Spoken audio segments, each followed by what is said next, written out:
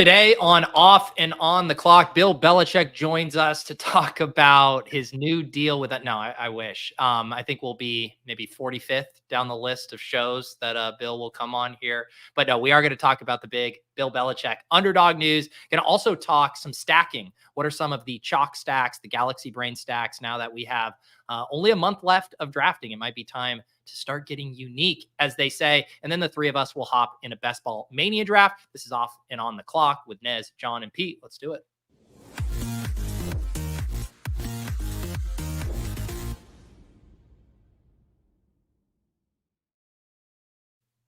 All right, Off and On the Clock. Nez has the underdog floral on, looking good. How we doing? Special occasion.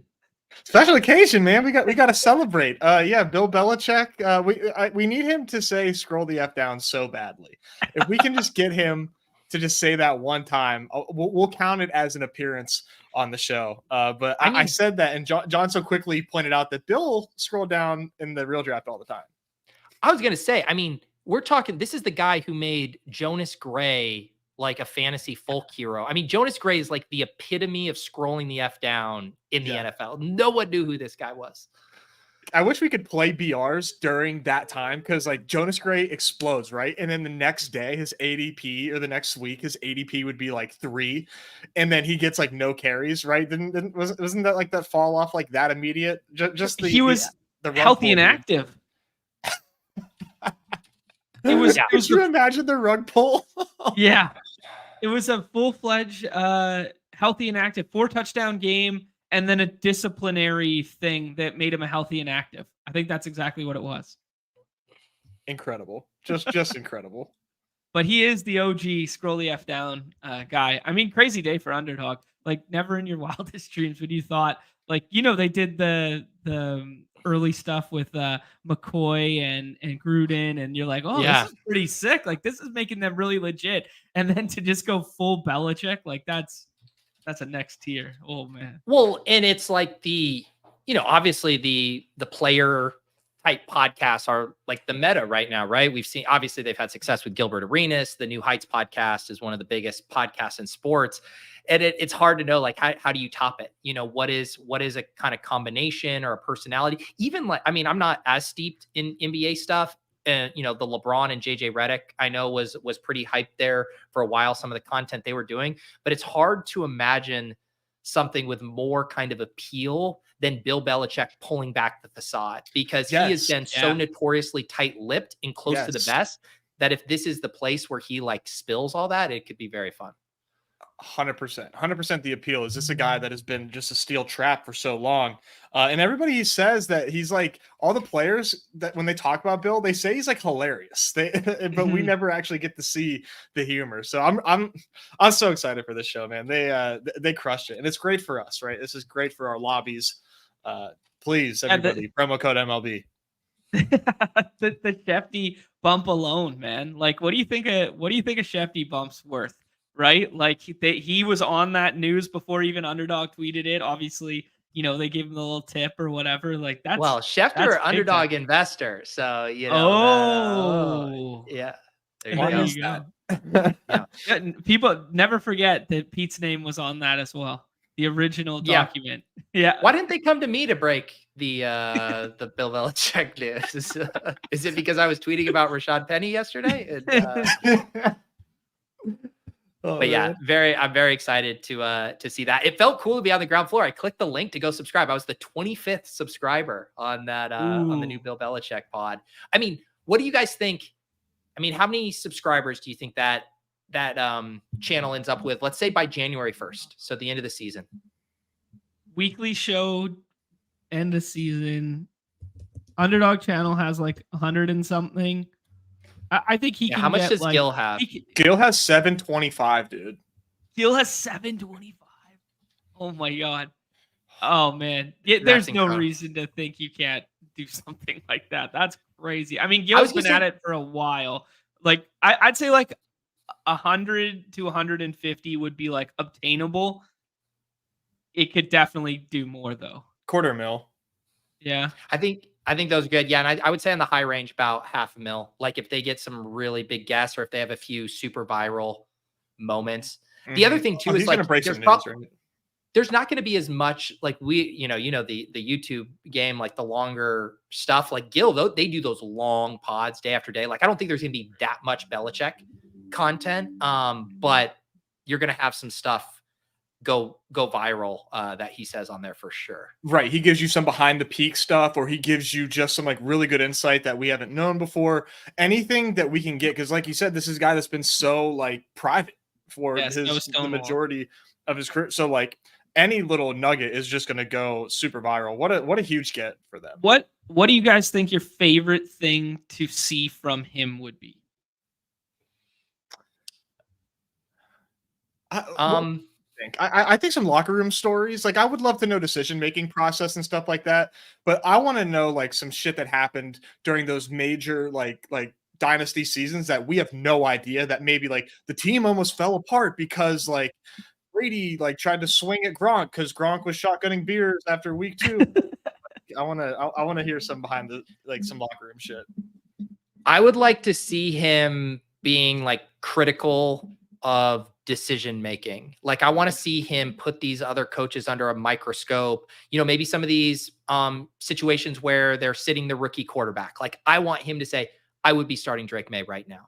Like, I want to see kind of some of that. Of course, like, you if would. I were the coach of these teams, interesting example. If I were the coach of these teams, I would have done this in this situation, or I think they're misplaying this wrong. Like, I want him to be brutally honest about where he thinks coaches are messing up.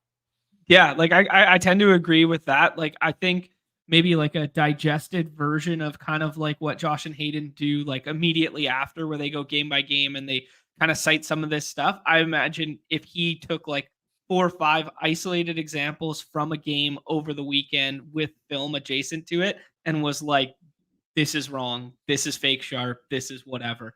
I don't know if he can get that hypercritical being in like the coach's bubble of, fraternity of whatever NFL coaches, but that would be what I would love to see, is like literally something that was timely and reactionary to the previous week, midweek.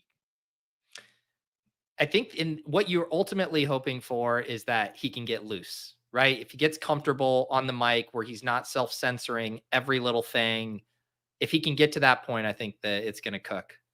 I think he's probably got a lot of that bent up in him too, right? Where he's like, he's been so stonewalled, he's been so PC, he's been so, he's been like the perfect guy for like so long that maybe now he's just at this point in his career where he does want to just like kick his feet up, let loose, and just talk a little ball. And that's the dynamic that we all want to see from him. For sure. Yeah, it'll be interesting to see what format the show has as well. Because it would be fun to get him like even just like on some news items too. Like there's definitely some fun segments you could build in addition to kind of the film stuff. Oh, I mean, the number one segment that everyone's clamoring for is Belichick's Battle Royale. Like, it just rolls off the tongue. Like, we just need him in there ripping some 6-mans here. We got to get him to win a dog bowl seat. We got to get him red badged up. How are we going to get Belly in these lobbies? I mean, Belichick at some point they do have to get him to do an underdog draft like that. That has to happen. They have to, please, for our sake, please. BB's BR does kind of like roll off the tongue, John. You're not wrong there. I'm like envisioning, and obviously joking, but like envisioning Bill doing a best ball draft or doing a battle royale draft, and because he's such a good coach and he's such a good strategist, just like falling in love with it and like get deep diving into best ball after. He's like, yeah, I'm on the clock in 100 slow drafts right now, so we got to make this quick. But and just like obsessed with the correlation and the strategy angle, because that's just how he is. He's a great coach. For sure, man. That's good. Yeah. BB presents the BBM belt for Bill Belly Mania 6. Yeah. And then turns to the camera and says, we're on to, or no, yeah, he presents it for BBM 5 and then says, we're on to BBM 6 to the camera with a quick pan. We're on to week 17. That'd be good. Yeah. Oh, that's legit, boys. Yeah, man. Huge day. Huge day. I should have known something was up because, well, they had been kind of teasing it. And like Rudman on his Instagram, I could tell they were on the Vineyard or Nantucket and shooting something. And I should have put together, Belichick spends time out there. They went to his house. I just thought they like found a cool location to shoot a promo. And so I didn't really think geographically. And it was right there. I could have scooped beat Underdog to the scoop had I connected the dots. Could you imagine? They would have loved that. Internet No, This is good.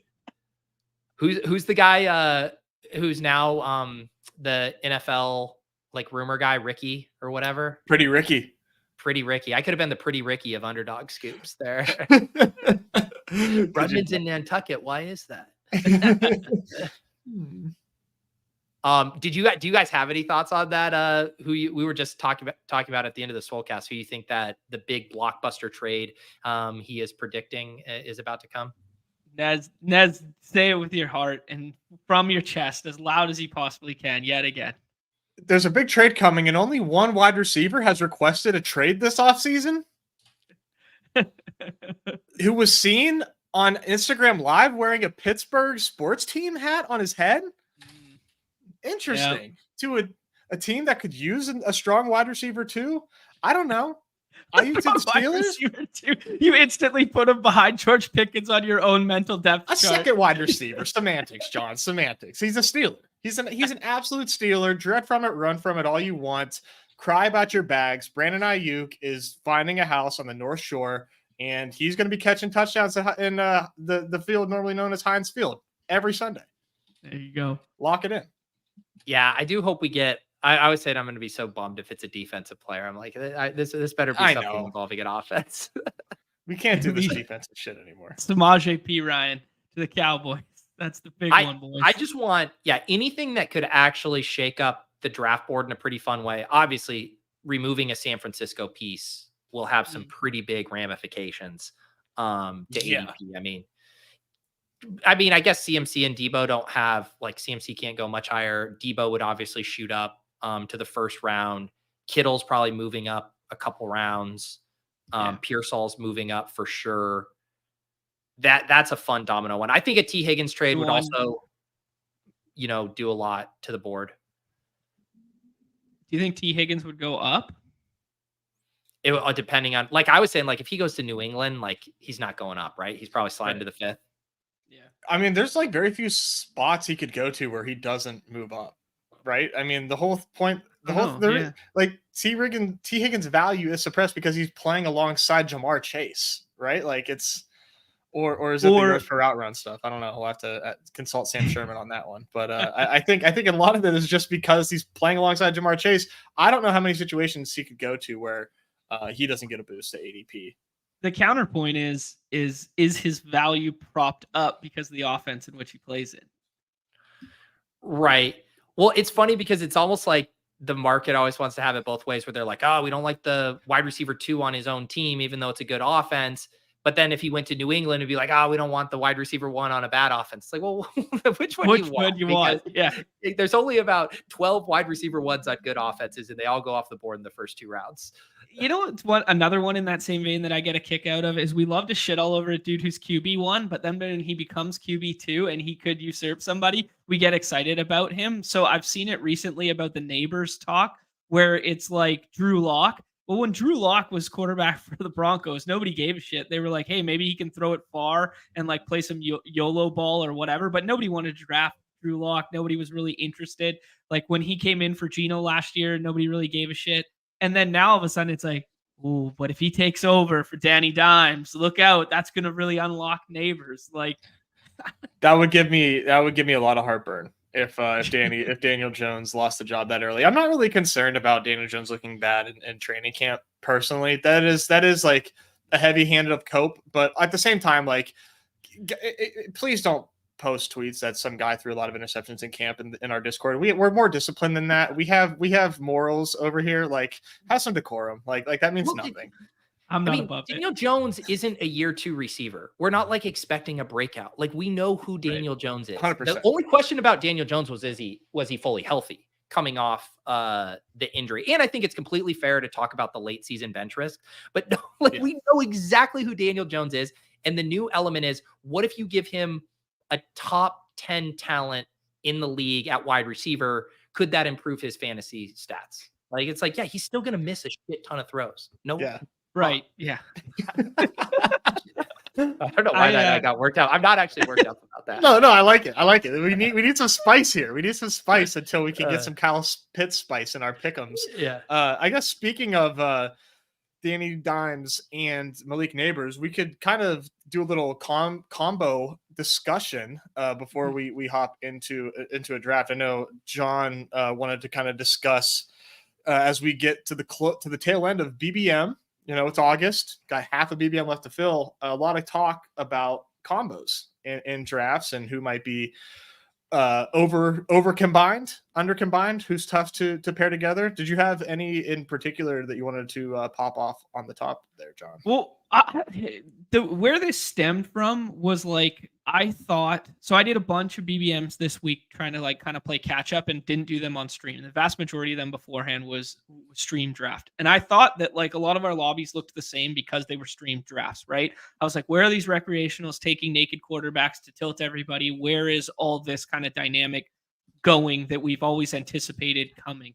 And I kind of come to this like, maybe not a conclusion, but I've like come to this realization that maybe just like collectively everyone is sharper, even the quote unquote recreational players now, that like the staying in your lane nature of it is really keeping combos similar over the course of the entire draft window, because we haven't had anything major ADP wise shake.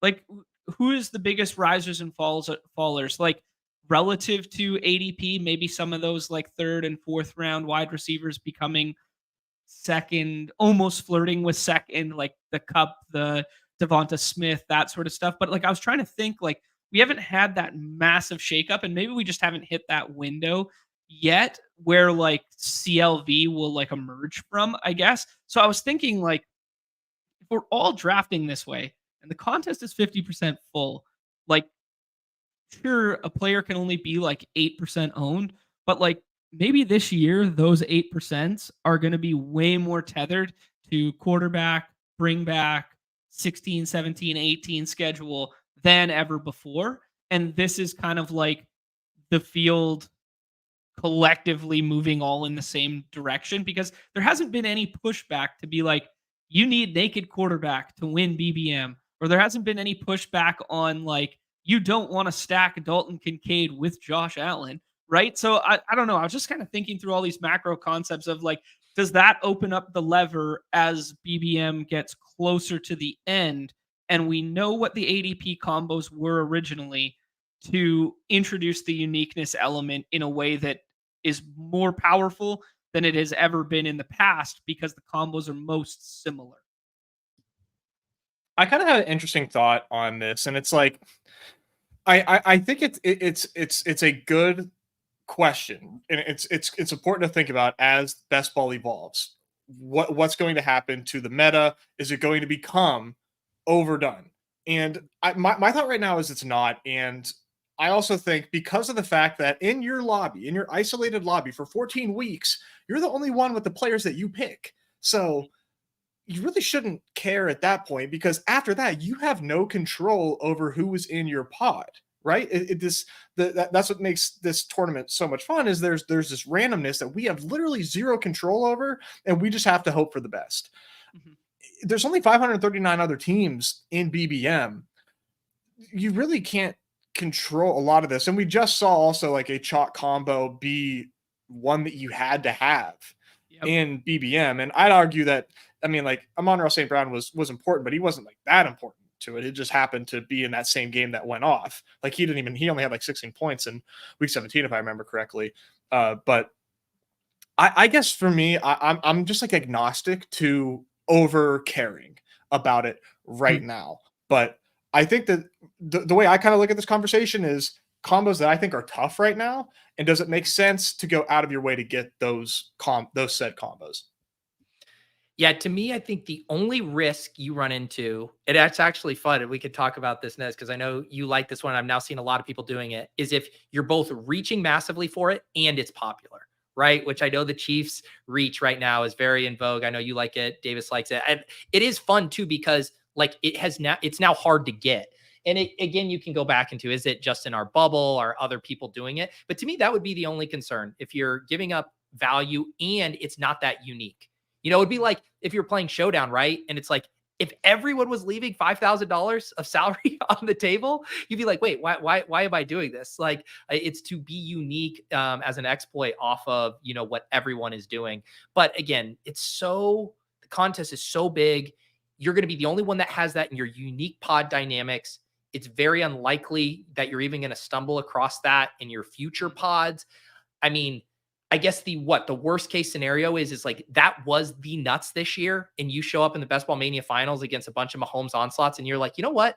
It's a pretty smooth payout structure in Best Ball Mania, and you get here, once every 8 years on average. I'm okay to hold hands with some of my Patrick Mahomes friends in the finals. Is that the worst case scenario? In the same way it was with the CD Lamb and Amon-Ra. So yeah, I don't worry about it too much, but I'm more on the flip side of I don't do that a ton, and I tend to like to get the combos that are unique, like through value. Like, oh, can I get Tua at pick 150? Double stack. Can I get squeeze in a couple picks or there? But I don't think you have to really worry about like the duping angle that much. Yeah, fair enough. I think the one term that has become part of our like verbiage all year now is like the uniqueness via ADP faller, opposed to, we used to do it in the time box stuff or do it in, the daily drafts and stuff all the time, where like, because it's one isolation and the projections are more solidified than a season long one. Okay, let's flip them and let's push that up. But then in the context of like best ball, maybe having the conversation that like ADP falling uniqueness is like all the uniqueness you need, opposed to like galbraining the switch. The reason I think about it is just because of like, as ADP becomes more solidified and we know where it was in the past, like I mean, even what Kitchens did today with the neighbors thing at like the 12, like a lot of people aren't doing like neighbors at the 12, but doing it with Cooper Kupp was bad, because doing it with Cooper Kupp is just neighbors and Kupp paired together all the other times on the other side of the board. But I don't know. It was just thinking out loud. But yeah, let's talk about some of the specific ones, like ones that you guys like, whether it's front end, back end, like that sort of thing, because I think there's some really common ones that we keep seeing. Like we keep seeing like the Bo Nix stuff. We keep seeing the Drake May stuff. Like those are like kind of everybody's favorite, like break glass late stacks. You see it almost every draft now, like some combination of that. What other ones are you guys hunting right now? Which other ones are you comfortable getting like overexposed to, etc.? I'm still having fun doing the Mahomes reach. Yeah. Just by a measly like 7-8 picks, I think is absolutely within reason to do so, especially if you end up getting the idea is to double stack with this with the Mahomes reach, and you can get sometimes a worthy faller since he's the last in ADP, and then you can double stack if you want to do it with Kelsey, or you can do it with either Hollywood or even Rice, or try to do like a Rice fall and then go somewhere else, and then just like take your pick of who is there at the that would be the 5-6 turn. This one I'm still doing. I still think it's fun. I'm doing it in BBM, and I'm not gonna lie, man. I like it a lot, because the Chiefs last year, I was poo pooing on them every week. We were talking about them. I'm like, this Chiefs team, they're not. I think their offense is bad, and they're just like not fun, and they're working with what they have, but they're kind of like saying like "F you" to the modern NFL defense, and they're like, we're going over the top. Like you can try to play too high, but try to stop Hollywood and Xavier when we have Kelsey and Rice also running underneath, and oh yeah, Isaiah Pacheco is going to punch you in the mouth as well. So I just think this is something that we shouldn't overthink. This is a very fun Chiefs team. Patrick Mahomes is the quarterback. We should be trying to stack them like more often than not. Yeah, I mean, even if you just put your dunce cap on, you go like, hey, they've won back-to-back Super Bowls and now they're better. Like, yeah, we should probably get them all on the same team. Yeah. And I would say my favorite one right now is trying to get a sliding Diggs or Tank at the end of round 3, and then get a sliding Stroud at the end of, what would it be? End of round 7. Yeah. When he slips into the 80s there, that one I like a ton, where you're kind of now getting Stroud closer to the ADPs of, the Dak and the Joe Burrows anyways, and also kind of doubling it up with a value on, same thought with the Chiefs, like on an ambiguous pass catching room where one or two of those guys could return, first or second round value. Yeah, no, that's a good one. That's, this one was one that was so coveted 2 months ago, and now you're getting like a 20 pick discount in isolated spots on it, comparatively. Nez, go back to the Chiefs one for 1 second. Did you see this tweet that was circulating this morning talking about Mahomes' interceptions called back on penalties? No. I just found it. Let me guess. Did like Rudman retweet this or something? I have no idea. It just came across the timeline, and I just found it very interesting. There's nothing to take away from this, but it was just like, since he's been the Chiefs starter, Mahomes has 53 interceptions called back by penalties. The next closest quarterback in that same time span is Josh Allen with 7. Isn't that a bizarre fucking stat? Hey man, I mean, when you're the LeBron James of the quarterback position, you're going to get those superstar calls. I don't know what to tell you. Yeah, fair enough. Pete, I'll ask you about this Houston one, something that I've floated a couple times on stream, but I don't think with you yet. Would it shock anybody if we flipped all the Texans ADPs with the Chicago Bears ADPs by season's end? So by that, I mean, okay, where are we going? 17, 32, 35, 16. And then if you go the Bears, we're basically doing the exact same thing, but at a discount in the exact same order. But everyone's a couple picks below. So you're saying that like Rome is the round 2 guy and Keenan and DJ Moore are going where Diggs and Dell does. I got caught, apparently. Sorry. That thing. That was not a real stat. You said it with Davis Maddock level confidence that I believe. I did. I say most things with that level of confidence. That kind of says it all, Pete. Classic. Yes, it would absolutely shock me if the Bear. What wouldn't shock me is if there was a massive flip, like if DJ Moore and Rome's value, like it shouldn't shock anyone if Rome's like around 2 pick next year and DJ Moore's around 6 pick. Like that wouldn't shock me. Ooh, that would shock the shit out of me, man. Really? Yeah. Why? Because I think DJ Moore is so goddamn good, and he just got paid like insane. He did get money. a lot of money. Not that dictates his results on the season. If DJ Moore's a 6th-round pick, like what? It's because he like tore his ACL or something. Like no, but it would be like this. It was like, people like the DJ Moore production is like very boom bust. Like a lot of the enthusiasm comes from those like 40-point games. That's very valuable in Best Ball Mania. I think it would be a comp to the Hollywood Brown situation where people are kind of like, this guy, like if he just runs poor on not having a couple big spike weeks, like, and then they're saying, oh, I'm not getting those and the consistency isn't there. And Rome is one of the best wide receivers in the league. I could definitely see people, overreact to that. Okay. Yeah. I guess it's just like a conviction for me on DJ Moore being an absolute stud and being in by far the best situation in his career. Like Caleb Williams, you really can't overstate how much better Caleb Williams is than all the other quarterbacks he's had in his entire career. I think we're about to see DJ Moore unlocked. I'm like now like scrambling to like get as much DJ Moore as possible. So that was just sort of a sensitive subject to imply that Rome was about to flip him. I'll take them both because I want a shit ton of Bears, but I think DJ Moore belongs in the 2nd round. Yeah, I think when you look though, kind of like at what the market looks for in those ascending wide receivers. I mean, if Rome finishes the season hot and Caleb looks like Stroud did, like he'll get the Nico Collins treatment. Is basically what I'm saying. Yeah. I can totally see it for sure. I think it would be maybe more at the expense of Keenan. There's a good natural pivot in conversation. Actually, I just got to address. Okay, guys, it didn't come across the timeline. I don't know what this ball sack is, but it was sent to me by a buddy that I can never trust ever again there. So there we go. He said, have you seen this? And then he said, consider for the show today. And it was a screen grab, and it didn't have who tweeted it. I could show you guys. It's here. John, I gotta get this off my chest. The hole.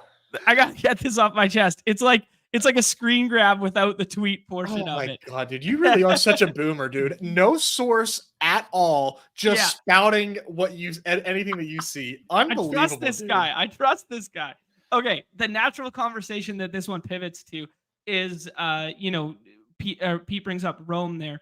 Whom of kind of that next grouping of wide receivers could be the most likely to get the Nico Collins treatment of next year, or even higher, get like the Puka Nakua, back end first treatment. Like Rome's a good name to throw out. Who else fits that mold for you guys?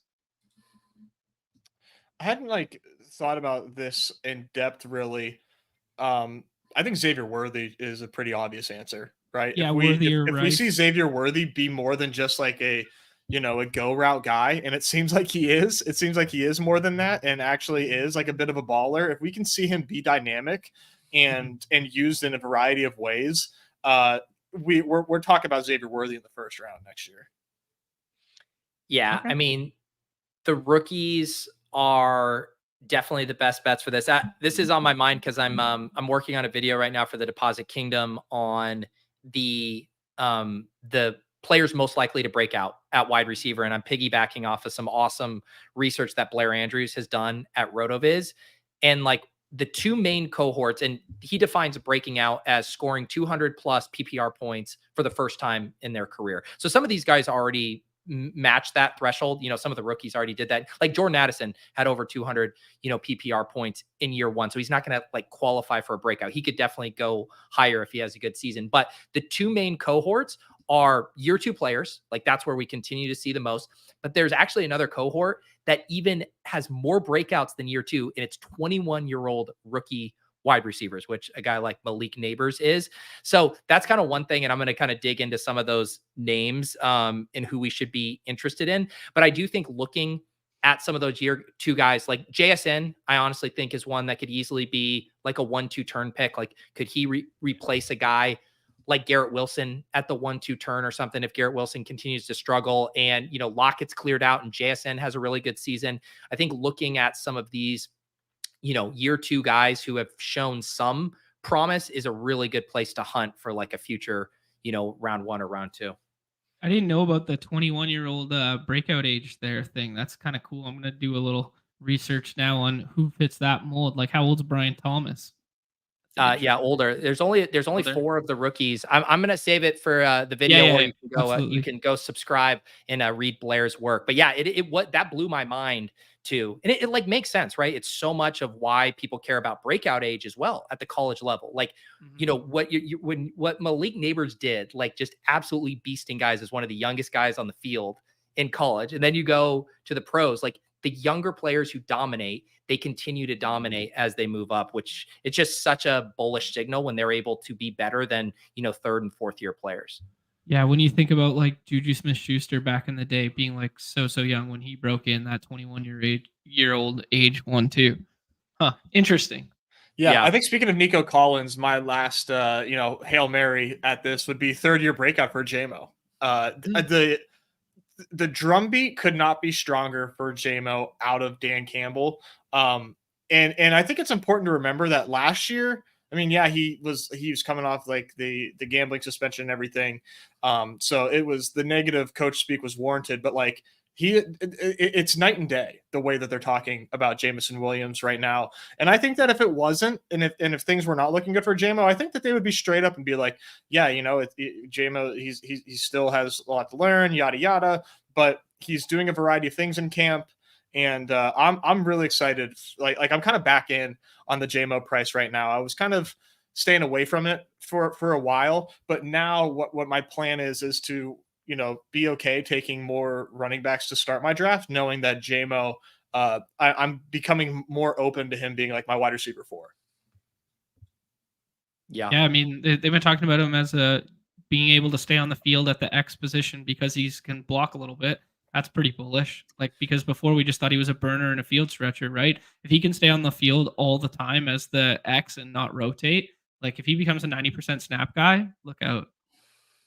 Yeah, he is one that I'm, not trying, like early in the offseason. I even wrote a piece for Fantasy Life of like, I'm not buying this Jameson Williams and Rashad Bateman hype. It's like, how many times can you fool me? And it's really putting my convictions to the test because both of those guys are having really good camps. But I actually think the Jameson Williams stuff has been a little bit more notable, just the way Dan Campbell continues to talk about him. And it's just like every single goddamn day they're talking about how he's a completely different player. And it is a little easier to make excuses for him, right? It's one less year than Bateman, who has been in the year longer, between the suspension, between the injuries. Like there's been a lot of things working against him. You clear out Josh Reynolds, who now Sean Payton can't stop talking up, all of this stuff. And it's like, yeah, you can tell yourself a story why he would be on just a slightly slower trajectory than some of the typical year 1, year 2 guys. So yeah, and I don't even think his price is like egregious, relative to these other guys. And I was just looking at the ADP grid, right? And Jamison Williams, like a really good kind of, way to view some of these players. And it's not saying the other guys are bad picks, the Curtis Samuels, the Lockett's, the Shaheeds, the Dobbs, but those guys have like basically a 0% chance to be a first or second round pick next year. Jamison Williams could be a second round pick. I mean, like that, I would not be shocked. So yeah, I'm paying attention because the JMO hype is getting strong. Mm-hmm. Back to the combos thing, just now that I brought up the board, because it's a good way to visualize or whatever. Like some patterns that I've caught myself naturally falling into that I'm not a huge fan of was the Deshaun backstack stuff, but not with enough Amari. That was one that I caught myself doing. A one that I'm not doing that I kind of want to start doing is a little bit more of the Bryce Young, like just even if it's a skinny stack or like a single one, because all of his pieces go above and I'm not bullish on taking his pieces. So then therefore I don't take him late. So the combos that I fall into on the back end of draft boards are guys that I can tap beside each other. So like Daniel Jones plus Wandell or Daniel Jones plus Slayton, or like, lazy ones like that, not premeditated and thought through from the front end of draft board down. Any other ones come to mind for you guys? It's not something that I've like put a lot of thought into. Let me think about this. Do you have any that come to mind? Well, yeah, because I know the dynamic John's saying, because the Drake May and Bo Nix ones and the way the pass catchers, like that one's just always there. So it's kind of easier to gravitate to it. My version of the Bryce Young one is the Titans, because I don't take much Ridley. I haven't been taking Hopkins as much lately. And so I'm never thinking like, oh, I want to go get Levis, even though I want shares of that. So I've been trying to prioritize it a little more. Obviously, when I have one of those Titans pass catchers early, then like I'm even doing a little star method of Will Levis to just be like, don't forget, you want to add him, or even like with a Tajay Spears. I don't mind doing like a Tajay Spears, Chig, Will Levis, a little simpler version of that. But yeah, I just don't want to be so massively overweight on like May and Knicks relative to Bryce Young and Will Levis. Yeah. Yeah, that's a good point. I'm kind of like, I guess you could say this in a way that's funny, is like I'm drafting a little scared in this back end, where I would prefer the top 10, 15 players in my top exposures are players with like ADPs that are higher than that are better than 150. Like I don't want to be like in years past in BBM, my exposures are littered with guys that I just think are undervalued and I want them on all my teams. And like, and now like 20% of my teams had zeros just sitting there. Like, why don't I mix that around a little bit? If these guys are lower in ADP for a reason, why don't I take them like more seldomly, even if I do have strong convictions? And I think I'm playing that in a variety of ways. I'm kind of taking a market-based approach to that, where like I knew Estime was going to rise, took some Estime. Prince is about to rise because he's running with the twos again with CEH actually on the field. We're seeing it with Shipley because Hayden Winks won't stop talking about him. We're going to see it with Lauby because I'm going to will it into existence. So like those are the 18th rounds that I have right now. But so many people that I trust are in on the Patriots, and I'm at a point where I can afford to start taking them because I don't have as much as I feel comfortable with. And that's one that I just need to like stop being scared. Just live a little, as they say, because too many people that I trust are in on the Patriots. As they say. Yeah. My biggest takeaway from like the whole exercise is like we always prioritize stacking with like our front end players, which leads us to doing the elite stuff a lot, or we prioritize stacking with like the very tail end of our drafts. And maybe this isn't like the collective maybe it's just me in particular, but what I've been noticing looking through all my draft boards is like I'll do stuff like Luke McCaffrey, and I'll like end up with him being like a high owned player just because he's a potential rookie breakout that's like late or whatever, but I'll never set up Luke McCaffrey with Jaden Daniels. You know what I mean? Like I'll just tack him on because he goes in that like 15th or 16th round and Jaden's already spoken for in like round 8 or whatever. So I don't know. I'm just trying to be like more conscious of like, I'll tack on like Derek Carr, but I'll only do it to like an Olave team or a Kamara team, but I'll never really do it with like Shaheed because Shaheed's like more of a conscious decision in the middle rounds, right?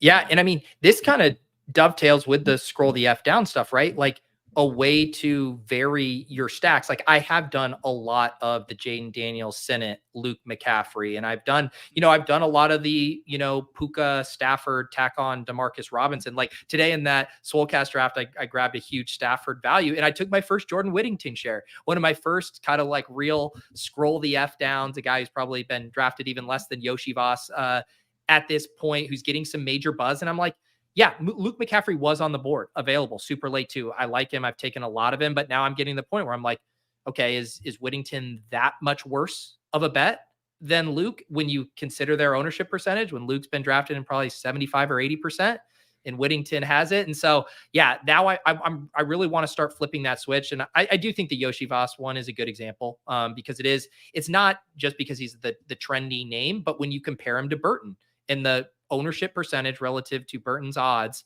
to be the wide receiver 3 versus Yoshi Voss is not as great as their ownership gap. And last year I wasn't near as good about thinking about this. This year I made the video about it, and I'm going to be starting to dial that in soon and really breaking these ties now using the new information we have. Love it. Welcome to Team Whittington. Never forget where it was heard first, Pete. Never forget. I trolled. I know you were on it. My guy Starkindler. I had one of those my freakouts on Best Ball Mania. Who the fuck is Jordan Whittington? And now I know. There we go. That was great. All right, let's do this. Yeah. Pete, by the looks of it, you're ahead of us in pace here. What is this? 50. You're almost at your 100th. Yeah, let me see here. Yeah, this was my 94th. I've been sneaking in some, like I did one just on my phone last night. So most of them like through this stretch have been all content. But I'm starting to like mix in a few. I think the way it'll break out is I'll have like another 20 to 25 for content. And then I'm going to have kind of like 20 to 25 of my last bullets that I'll just do on my own is close to the end. And I kind of want to have that sample to be like, all right, let me see how these teams do, not on stream, really close to the start of the season and see how that goes. Yeah, for sure. The Cooter hat emoji is so perfect. That's funny. I'm very we got the 1-3 here, but yeah, I very rarely use emojis in here unless a stream absolutely demands it, and the Cooter Doodle one definitely did. Yeah, very good. All right, 1-3, fellas. I assume we have a friends and family draft in here. I recognize lots of these names. Yeah, so we'll be battling against the regulars. I don't know. How's Pepper Tony not got a badge yet? Pepper Tony's in every draft with us. Right? I'm absolutely shocked. I see Pepper Tony in every time I turn on a best ball stream. Mm-hmm. Hang on, I'm just switching the this view here, John, if you want to share that. Although, actually, I'm going to have to undo that because then you guys won't be able to see it. All right, Tyreek, Jamar Chase. What do you guys like? I always go Tyreek here. Good with it. Yeah, sure. Good. I think we were in this spot recently and we were just, it's just hard not to take Tyreek. Yeah, it just feels bad. You gotta make the right selections in the first round. All right. Sorry, John. Let me, I don't know why I thought I could make that bigger there. And I'm like, I'll just do my personal toggle here. So we're back there. Okay. Starkindler heard Jordan Whittington's name and he just popped in. He knew his ears were burning, man. Ears were burning. Yeah. It was funny. I think I told this story on a recent ship chasing stream, but I had listened to 32 Beat Reporters has a podcast and they had Jordan Rodriguez on and she was talking about Jordan Whittington.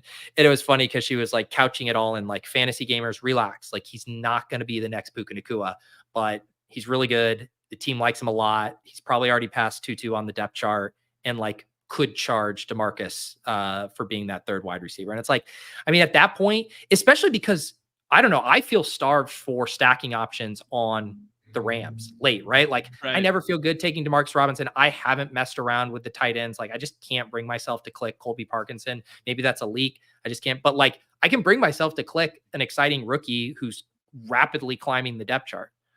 Yeah. And I mean, like he's a guy who transferred schools, big school guy. And then he's also a guy who converted from running back to wide receiver at one point there too. So he was like a later breakout guy. Interesting. Yeah, I think another bullish point on Whittington is like, it seems like McVay is very good at knowing what he wants in the draft, right? And I think if he's taking this guy that has a history of being a good run blocker and he's getting good reports in camp, I really don't think it'll take long for him to be overtaken DeMarcus Robinson. My bad. Another ball sack report on that. Yeah, another ball sack one. Yeah, nailed it. He did convert from running back to wide receiver, though. I do know that one. I was thinking. You guys see the one transfer. I wrote? I did in the Fantasy Life newsletter 2 days ago. I highlighted 5 guys, and some are ones everyone around here knows. You know, Shipley, Lauby, but maybe the Fantasy Life audience isn't hip to those guys. Then one was Whittington. The other, Jawar Jordan, who literally every day on my timeline is making some kind of waves in camp. But the last one, the name I literally had not heard of until I was writing this, Mason Tipton, the UDFA Saints wide receiver. Is he on your guys' scroll the F down radar yet? Tell me about Mr. Tipton. Yeah. Okay. I don't know much about him other than the beats just say he is destroying. Like there was multiple quotes where like, we need to see this guy with the ones. Like we have to get this guy running with the ones. And that he just looks incredible. And I don't know, like that depth chart is pretty wide open, right? Like Olave, Shaheed, and like begging for someone else to emerge there. A.T. Perry, Cedric Wilson, like just grasping at straws, right? Yeah. Yeah, wow. He's a small guy, 5'9", spark plug with a Yale degree. Him and Yoshi Voss just trying to fight for the Ivy League guys finding their way, making their way, onto the NFL scene. And I will tell you, Pete, on the NFL prospect website, they give him an extra inch. They're saying he's 5'10". So 5'10". Wow. There's a mountain difference between 5'9" and 5'10". Let me tell you. If you don't think there is, ask a drafter how they feel about a 5'10" wideout versus a 5'9". Yeah. I'm not gonna lie. Rondale Moore to like Antonio Brown. Like it's. I give myself that extra one all the time when it's written down. You know, you got to write that one down. I give myself that 5'11". I will never push that 6, but I know I'm. There's no way I'm scraping 5'11". I'm like 5'10" at best. I'm laughing because I just did a Google search and there's an article with the title on New Orleans football by Mike Triplett, and it says, Mason Tipton's early breakout at Saints camp comes as no surprise, wait for it, to Yale coach Tony Reno. It's like, okay, yeah, we know. Yeah, he was like the best player you've ever coached, I'm sure, at Yale. This is the Linsanity narrative all over again. He's like, oh, yeah, it's no surprise. I knew this guy's a crush. Well, yeah, sorry, we haven't all been watching Yale wide receiver film, Tony. The Yale coach is shocked that Tipton's making waves at camp. You can't believe it. It's like he's more of an academic warrior when I saw him. Oh wow, we're getting 5'7" reports. Oh, it might be Joe. I love how we now have 3 different height reports on him. Yeah. All right, we're on the clock. I never liked doing the waddle. I'm definitely fine with Achane, wide receiver. Let's do Saquon, Kyren, or Cup. Pete, are you able to click Saquon while your brain? I would rather click Kyren, honestly. Let's do it. Let's click Kyren. Let's go to Kyren. Okay. Yeah, scroll. Right, let's scroll a little bit.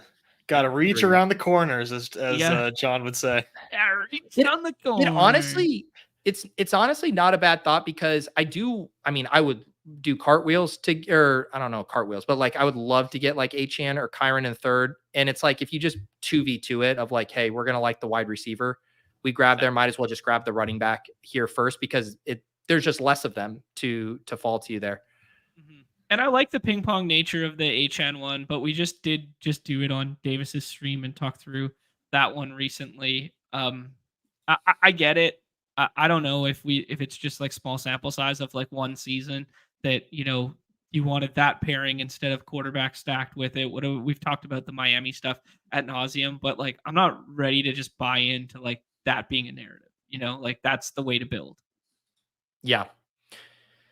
Yep. And We now gotta we give a see shout Tyler. Shannon Barkley.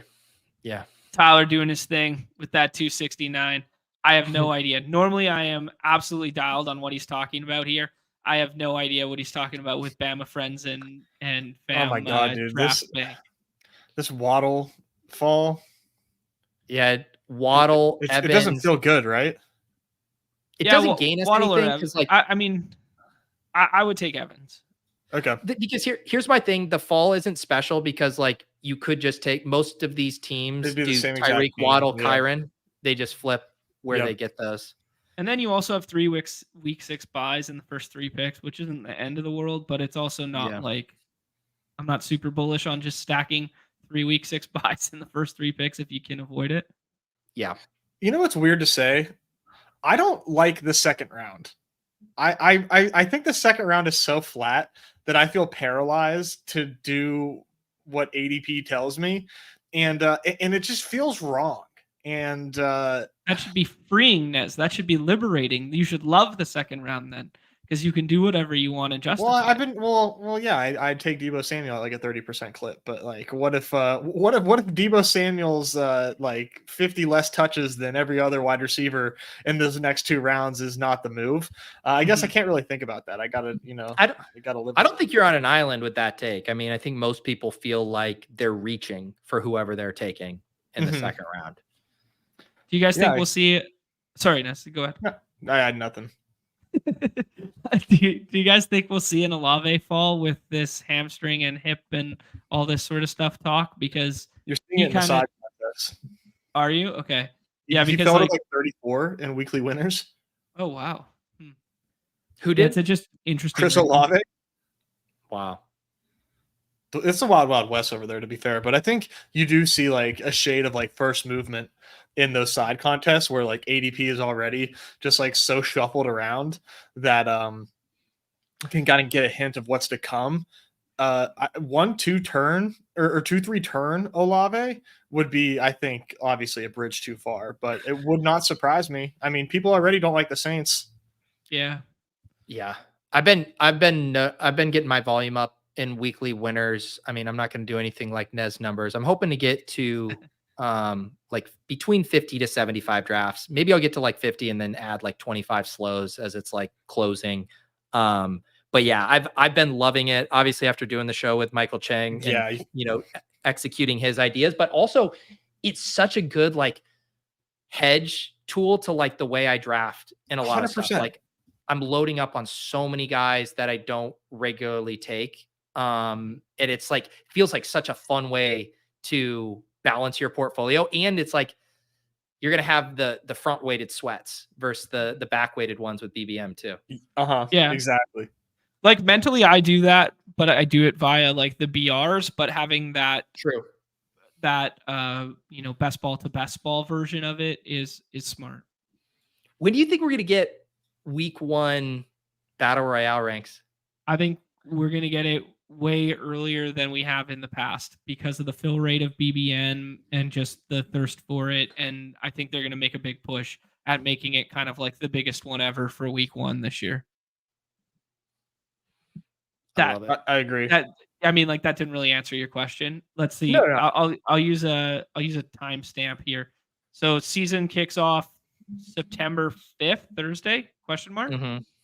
So I think we see the first week, I think we see it August 26th. So you have a week and a half, almost 2 weeks to draft. I think you could justify even a little earlier too. Ooh, spicy. Do you think a battle royale could ever be too big? With 6-person player pools, maybe. But like then you just look at Showdown on Redacted and you say, never mind. You know what I mean? Like with 6-person college, you're like, yeah, You're right. it doesn't seem possible that we could ever accommodate this. And then, you can have a 100K person contest, which has way, way, way more overlap in player pool on a showdown slate than a isolated 1 week of BR slate. Yeah. Let's get a yeah. So Naked Hurts falling. Damn. The Andrews Lamar thing's off the board. I've been clicking it, trying to catch up on ETN, but I'm open to other ideas as well.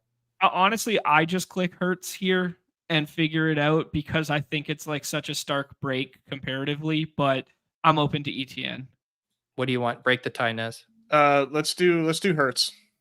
All right. I like the idea of like, because I don't think you need a stack. Like Goddard would be nice, but like Hurts can get there without a stack. I usually force the Goddard one a little bit because when I do this kind of build, it's technically it typically comes because the tight ends go at the other side of the board, the elite ones. So what I end up doing is pushing Goddard a little bit for most of these teams, but that might be a comfortable pattern that I'm falling into that's unnecessary. Why not just tack on like Gainwell or Shipley in the last round or second to last round with this? Yeah, I don't. The Goddard always lines up well. Like his ADP is I think it's like 114 or something, and then if you get him to slide here and you don't have an elite tight end, I don't think you have to force it. Like I'm never taking Goddard at 99, even with Hurts. But then like if Goddard's there at 118, like I think you always take it. Lamar does go by ADP. There's Kincaid, Jacobs, Hollywood Brown. Looks like I normally would probably click Kincaid or Cook here.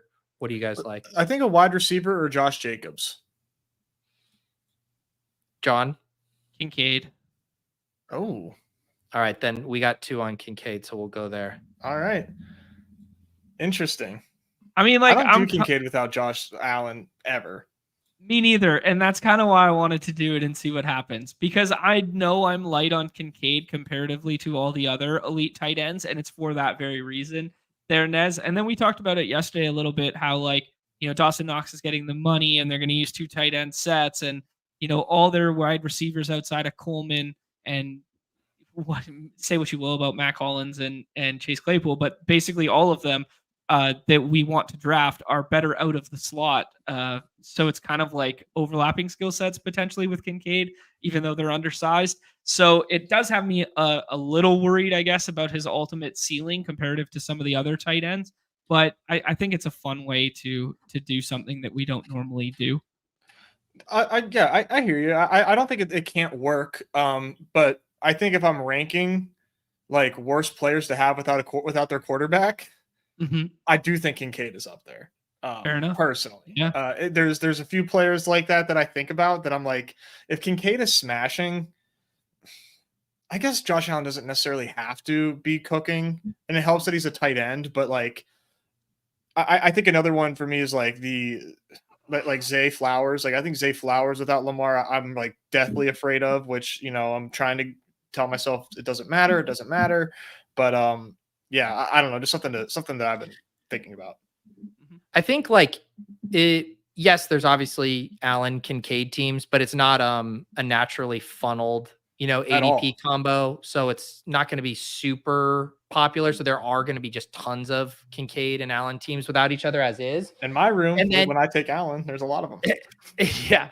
And then because I think the tight end point is big. Because I think what these guys can do for your team at the tight end position, because like the whole thesis of the elite tight end is like we know like there's 7 of these guys. Like the truth is like probably like 3 of them are gonna bust or get hurt or whatever. A couple of them will pay off ADP. We're trying to hit the like 2 guys that absolutely smash. And if Kincaid is one of those 2 guys who absolutely smashes, you're gonna want him in every which form, basically.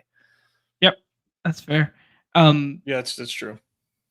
Pete, I'll ask you about the elite tight end thing because I've talked to Nez a bunch about it right now, that like my kind of strat has been like one of these upper echelon ones. And then the second guy that I've been pairing with hasn't been lower E or hasn't been like a mid-tier guy that can fill in weeks. It's been super high variance in Hawkinson and Isaiah Likely. and I'm just trying to like shoot the moon with basically having 2 elite tight ends opposed to just one on those builds. Do you think that's too fragile an approach?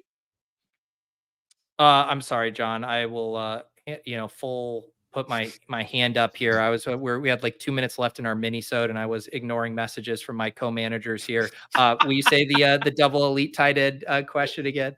His highest owned player is TJ Hawkinson right now, or his highest owned tight end at least, right? Or is that your highest owned player or highest owned tight end? That's highest owned out of me. Highest owned tight end is now Isaiah Likely, and TJ Hawkinson is second. Oh, wow. That is living on the wild side for sure. Yeah. So that's what I was kind of asking. So I'm doing like this anchor elite thing and being like, this is the guy you need. And then come playoff, I have it paired with like the most extreme outlier potential one. I get it. I tend to like Likely and Hawkinson more in 3 tight end builds, since you're essentially you're for sure taking a 0. You're not for sure with Likely, but you're likely taking a 0. Your bye week. Hang on, let's make this pick.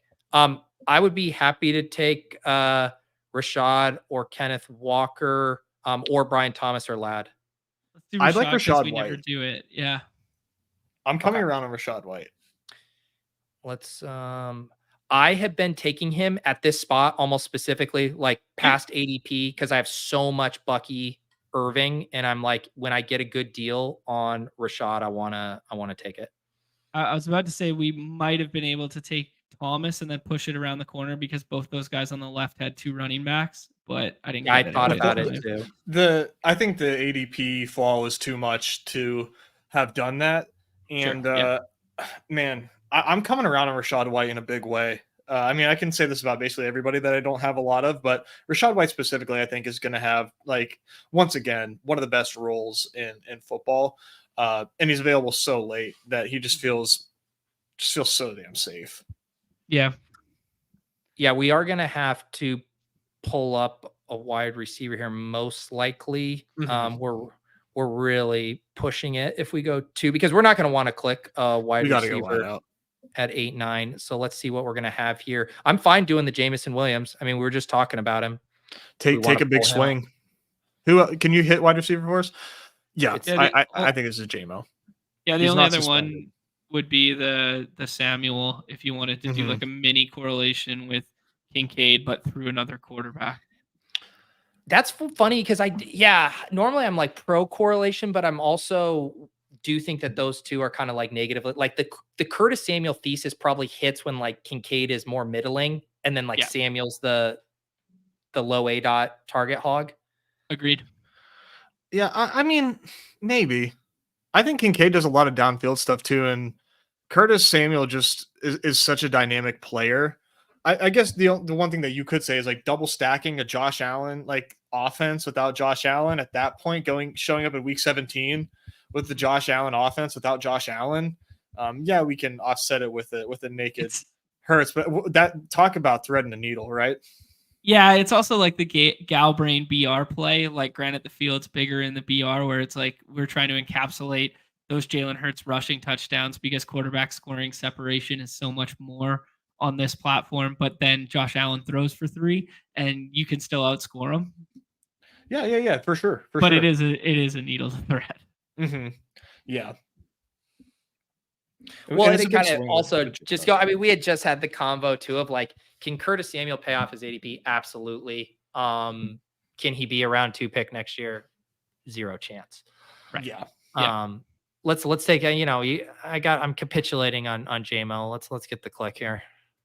It's a swing, right? I mean, it's a hell of a swing for wide receiver 3, where he essentially becomes like this team is basically contingent on JMO being for real. Yes. At this point, I mean, it's either that or like Curtis Samuel sort of helps, but JMO really helps. Like, I think we needed a JMO size swing on this team.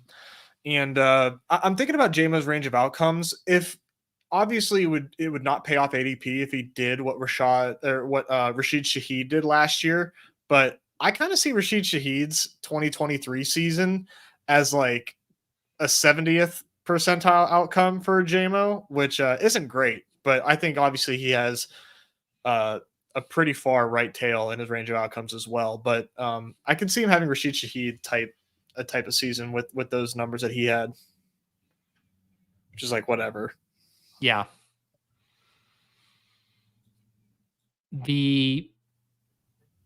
I'm trying to think too of like that turn there. What probably happens is if we do take a wide receiver, probably Rashad and Kenneth Walker both go. I guess maybe think if you might one get of them Walker was back. set, you might Yeah. get Walker back. And generally, I do prefer like the BT Kenneth Same. Walker side of the Rashad White JMO, but I do like the Rashad fall though.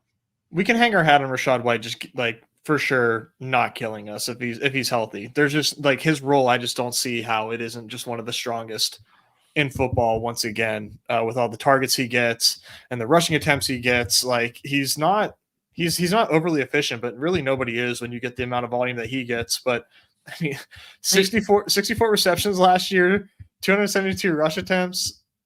Man, dude gets a ball a ton. Yeah, I mean, they never abandoned the run, even when they were trailing on those early downs. Like that was that big thing with Tampa last year. Was like they just wouldn't give up on it. Yeah, I like him. I'm trying to get more on him. Yeah, I'm looking at it right now. Like he didn't have a single game with less than 70% of snaps last year. Like that's not normal in the modern game. You know, he's got 91% snaps, 80%, 81, 89, 86, 85. 80, like it's wow. Yeah. Which I guess you could say makes Bucky like a good pick because like that there's a better chance than not that those numbers go down. But if Bucky just like isn't cutting it, and you know Todd Bowles seems pretty stubborn on his running back usage, then Rashad could just be a great pick. Yeah. It's not hard. It's not hard to sell yourself on a first 7 rounds unless it's JMO. Then what do we got here, Pete? Yeah, so quarterbacks falling. Sutton is here. I don't mind that at all with this build. I think we could also do a Mostert or a Zach Moss as well. I think I'd do the Mostert as like the discount version of the HN one, but we're pretty solid at running back. So maybe if you want to push up Palmer or Sutton. I would prefer to probably do the running back just because I think this could end up being a 4 running back build if we want it to be. Let's do it. And if yeah, we know that, then let's do it. I love the Mostert Hill pairing. I like getting that whenever. Mm-hmm. Feels like you just do it and it feels like 30 touchdowns. like oh, here's a 30 touchdown floor. Like what? It's insane to say, but it's like it's real. It's really real. God, Mostert could end up being like the most like what the fuck were we thinking pick ever, right, when we look back like, oh, all this guy needed to do was stay healthy and here's another double-digit touchdown season for you idiot. Like, why were you taking DeAndre Swift over him? And then I think just grabbing Sutton here is good. Yeah, I'm good with Sutton, Palmer, or Lockett. Yeah, let's do Sutton. The way Peyton's, we know how he used Mims. I mean, I take Mims and Franklin, and I love both those guys, but like the way they're talking, it's like Sutton might be the only actual bankable thing in this passing offense again. Yeah. Hard to say otherwise, right? I mean, it's him, Josh Reynolds, and some young guys. And little Jordan Humphrey. Here's the team so far through 9 rounds. We got our unstacked Hurts. We got our 3 running backs, Kyron, Rashad White, and Raheem Mostert. Got our 4 wide receivers, Tyreek Hill, Mike Evans, Jamison Williams, and Cortland Sutton. And our tight end, Dalton Kincaid. Polk and Franklin on his team, and we're cooking. That's all we need? That's all we need. That's it. That's it. So does that mean it's just Polk and Franklin on literally any team in your cooking or this specific what? Wow, damn, bro. You must watch streams. Real quick, guys. We've got 127 here. If you haven't hit the like button, please do so. If you're not subbed and you're new here, go ahead and sub. We stream every day. Underdog Drafts, Underdog Daily over here. Do some baseball, some football content. If you are new, we do appreciate it. And because we've got so many people out here, I'm doing the membership giveaway again. I'm not forgetting. Ooh. I'm not forgetting. Once this draft is finished, I'm gonna do the membership giveaway to eke out the lurkers. So hopefully we don't lose viewers by lurkers not wanting to get outed with a free memby, but it's coming. Yeah, it's time as a YouTube society that we start shaming the lurkers. I did it on Best Ball Breakfast a couple weeks ago. I was able to smoke a few of them out into the comment section. But now we need to smoke them out. To the subscribers, become the YouTube members, support these guys out here grinding the content streets. Yeah, and if you're one of the other 130 watching on the X platform, one more click away from the good platform of YouTube where you can hit that thumbs up for us. Yeah, you could either, support the Badge Bros, or you could stuff Elon Musk's pockets with even more money. Yeah, think about that. Think about that. What would you prefer there? That says everything about you. Shout out Tyler. Let's go with the Memby. And it wasn't a lurker though. I kind of like that it goes to a commenter. It actually is nice. It's a win-win. We can out a lurker, or we can reward somebody who comments. LaMichael over here just got rewarded with a Memby with a hilarious Avi there with the with the I think you should leave top hat with the curtain. While talking about Anus Smith as our last round pick. I mean, just hitting all the right notes there. The algorithm knew what it needed to do. Especially coming from Tyler when you're talking about anus. Yeah, a little too on the nose.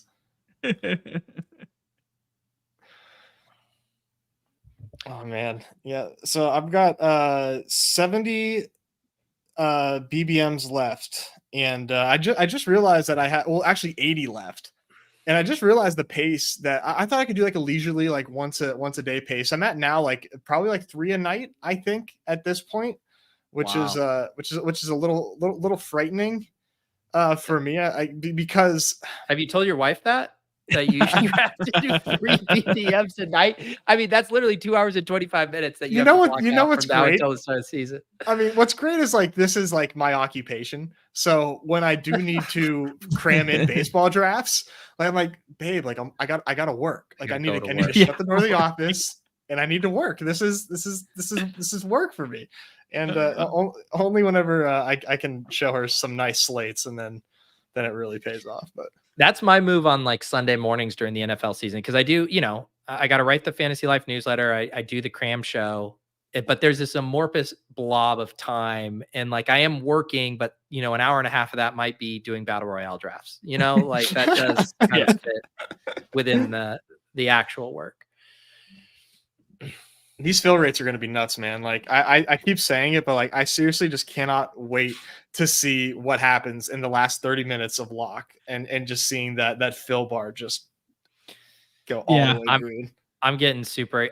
I've been fleshing out more because I'm going to do a weekly video on the Deposit Kingdom, and it's going to involve like way more like battle royale strategy stuff, and I'm getting so excited for that. And obviously, I think we got to huddle, but definitely want to move off and on the clock back to Friday, late afternoons where we had it last year. I thought that was just such a perfect time for it. The most actionable time for it, for sure. Once like ADP kind of settles and the injury news gets a little bit more clear. Mm-hmm. Yep. So we'll get that solidified. I think we did it 3:30 Eastern last year, I want to say. Was it? It was basically right after you were done with doing the show. The building blocks. Yes. JM. Thank you, John. All right, so this is the Goddard spot. I think we scoop him. Yep. I don't want to. Yeah, I'd rather not push it. Yeah, we got plenty of like stacking options later with quarterback. There's no huge ADP fallers here. I think it's definitely Goddard. Mm-hmm. Trivoli asking, this is Bricks HUD, the draft caddy. I guess it's now Endgame Syndicate draft caddy there. But it just alludes to the fact on Davis Maddox streams. New member. He called himself a personality hire. Yeah. I got a good kick out of that. That just indicates that they did 150 of this BBM last season there. Yeah, so FF Dan did 2, Alex Berg did 150, Pepper Tony did 1. I see Pepper Tony in a ton of my drafts. I'm surprised. One and done last year. Love it.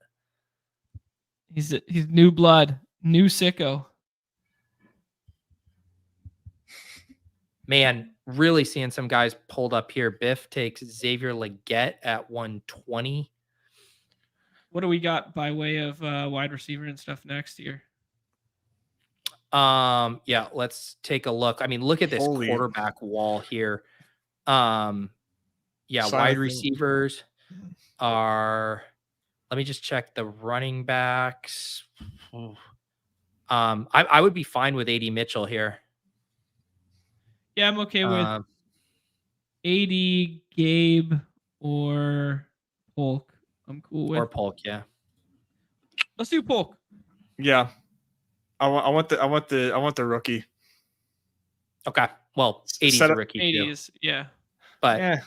Polk's a real rookie. Polk's way more of a mystery box than AD. I disagree with that fully. I think 80 is a huge mystery box. Yeah. The mystery box is he's going to be like third in targets.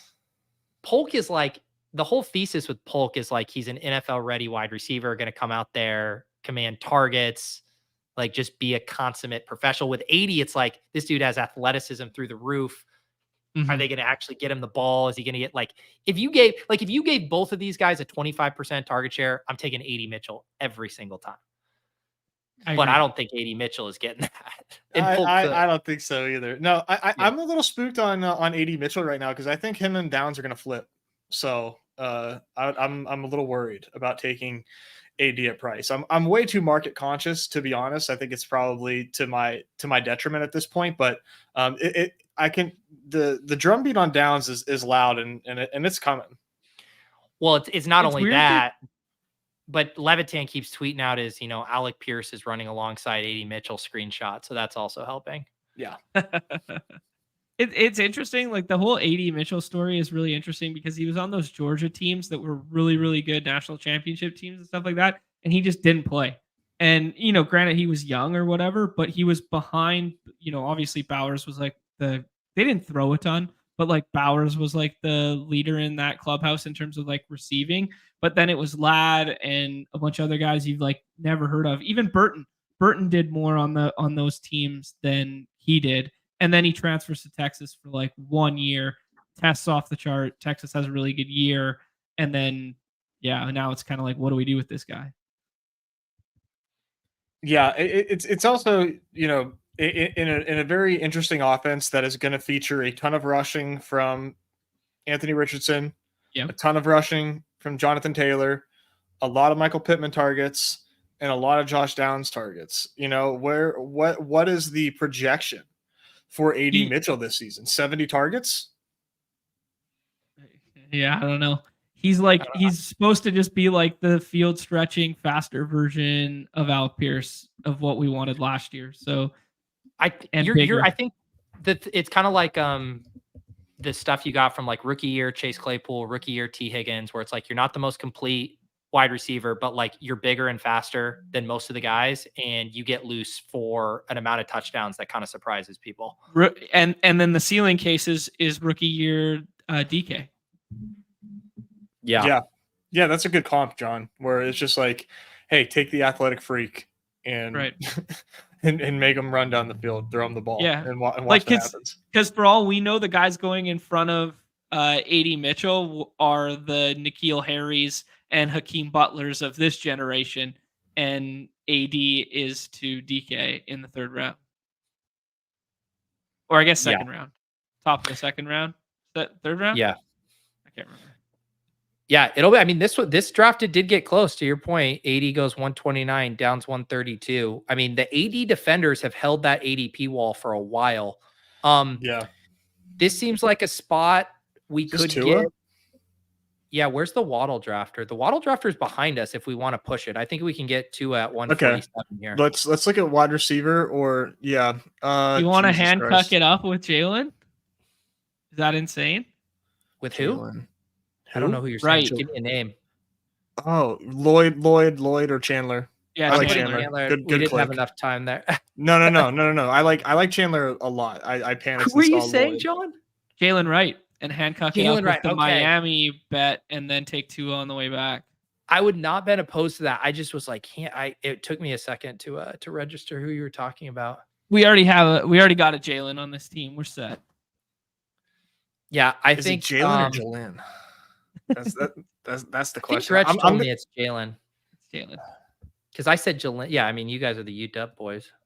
All right, breaking news from retweet by 32 beat writers. Saints wide receiver Mason Tipton with another deep connection from Spencer Rattler near the end of practice today. Another play made by the standout wideout. Ooh, Buzz baby. is deafening, guys. Dude, and listen to this playoff schedule. Washington, Green Bay, Vegas. 2 dome games. Oh, my goodness. Lock You guys into want it to pull up right, Tipton guys? here? Or you think we can get him on the way back? Dude, this team might need Tipton because we're about to take the end of this draft is going to be just straight wide receivers. But we know Oh, we know who to take. We're wide receiver whisperers. We got to remember. We know the wide receivers at the end of the drafts too that we like. It's true. Big shout to our guy, Best Ball Viper, dropping in. Not only Wow. scooping leaderboards, but also scooping membies for the community here. 5 membies gifted out. Give them a what up if you were a recipient there. Here we go. Shout out Tyler, which is funny. Tyler's given up memberships before giving himself one. Tyler Dubb as well. Pat Joyce, Alex Berg, and Bojack Swag God.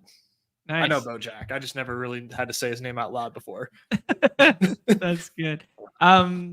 Eli referencing the hashtag list that is ever updating that we are definitely going to do, which I've kind of accidentally promised pre-wedding next week, Nez, if we are ready for it on Monday. But yeah, I saw JT McKenzie take one down, one of the slates last night there, and is making some noise.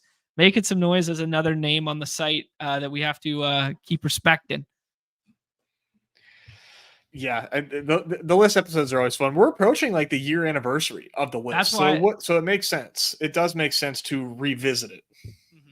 Yeah, I'm listening to, if anybody in the community has stuff to share with me, I'm listening to suggestions. I want it to be an interactive show.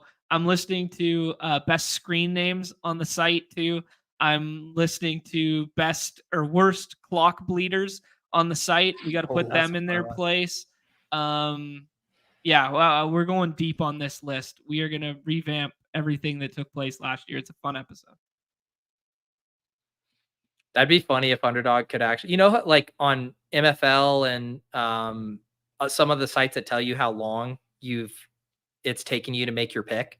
Yeah. Like at the end of an MFL draft, it'll tell you like you on the clock. Like it'd be so fun to have like a docs of everyone's most time on the draft. Like it would all have to be proportional, right? It's not just like total time because then it would just be a volume thing, but relative to the amount of time, like in each draft, your average length of time in a draft room. Yeah. I mean, would love that. We got one of the winners here, Nick. We are a very welcoming and loving community around here. You can tell. So Nick, yeah, the hand builders are especially sensitive to the. Yeah. I feel like everyone's taking their sweet ass time in this draft. This is a very slow draft. Yeah, it's all the badges. Like, let's pick it up, guys. Come on. Yeah. They love us. They don't ever want us off the clock. Yeah, I mean, Best Ball Viper wants us to get 10,000 membies, 10,000 hours, 10,000 membies. You're just doing us a favor, man. I appreciate it. Is that how Davis had a 5-hour stream yesterday? Because he just sat and he burned every clock down to 30 seconds. Our drafts went really quick with Davis because we were on for 2 hours with him, and both of our drafts cleared like 38 minutes, and then we just talked and vamped, and then talked and vamped again because we had like a lot of buffer time between drafts. He was gracious enough to let us split equity in a bulldog, so that was a 20-second draft. Wow, so Davis is a new man. He split equity with you in a bulldog. Wow. He overrode us like 5 times, but yeah, we did. We got him really out of his comfort zone though, and got him to take some guys he didn't want to take, and we made him do a 2-7-7-2, which he hadn't done a single one of yet. So it was fun. You guys got me out of my fucking comfort zone on this one. I mean, Jameson Williams is my wide receiver 3 at pick 75. How we roll, man. It's time to start pissing. All right. Look, our guy told us that if we got Troy Franklin and Jalen Polk on this team, that we won. All right. I'd rather John, you're not scared of Benjamin Albright? No, I'm not scared. Let's take him. This team is desperate for. We can take as many rookies as you guys want. Oh, yeah, we don't care about ADP at this point. No. This team, yeah. Tyler, we're gonna take him. Calm Everybody relax. Yeah, Jesus. Everybody relax. It's like you've never played an ADP game before in your life. Do you guys, to your point there, Nez, like the comments about wide receiver 6 versus Mims being at the Z every time and whatnot, do you prefer Franklin to Mims right now? Oh man, I don't know enough to really have a preference there. But it is interesting that like Mims is like the second year guy, and yeah, he showed some flashes last year. He just wasn't on the field a lot, but also had some like efficient games. So it is interesting. I think because I am the market conscious person that I am, I think it'll be hard for me to not take Mims over Franklin. But I don't know that we have to double stack that here. No. I'd take Corley or McCaffrey. Yeah, Corley's been having some good camps here. Yeah, I would probably personally just like rip in all the Broncos here, but I'm fine with Corley. Okay, let's do Corley. I think Corley's nice because I think he kind of represents a very specific role on the Jets receiving game where Wilson's kind of obviously an alpha, do it all. Mike Williams is not necessarily a short yardage gainer, where Corley is like the slot receiver. Running shorter routes. Have you guys heard the bad vibes around Jets camp right now with like Rodgers fighting with Garrett Wilson? And I saw that video. Yeah, and then that just seems kind of like normal camp shit to me. But like I do know he is a bit of a hardo. And then the perfectionist comments. Did you guys go back and read those ones from Tyler Conklin? They weren't glowing reviews of Rodgers, like just basically in so many words calling him an asshole without calling him an asshole. It was pretty telling. Really? Yeah. Yeah. I mean, it feels like normally the alpha they shouldn't end up butting heads in the season, right? Because normally alpha wide receivers just get pissed when they're not getting fed. And like Rodgers has a pretty long history of feeding his guy, and he doesn't have really many other options to feed at Garrett Wilson's expense. So I feel like if Garrett Wilson is getting his 10 plus targets a game, they'll make up here. Yeah. Okay, here we go. Our guy LaMichael's got some chatter here too that they were messing around today and their buddies. I think I just psyops everybody into just giving the entire viewership a membership. There's nobody else to give memberships to, guys. Like it's it. If I give out I'm going to get a refund from Google telling me they could not. Wow, look at this. that there's nothing that they could do. I mean, you guys are unbelievable. Okay. I've watched this guy's name multiple times before. Pete, your turn. So the key when you don't know how to do it is you say it as fast as possible. Mosia Tunya.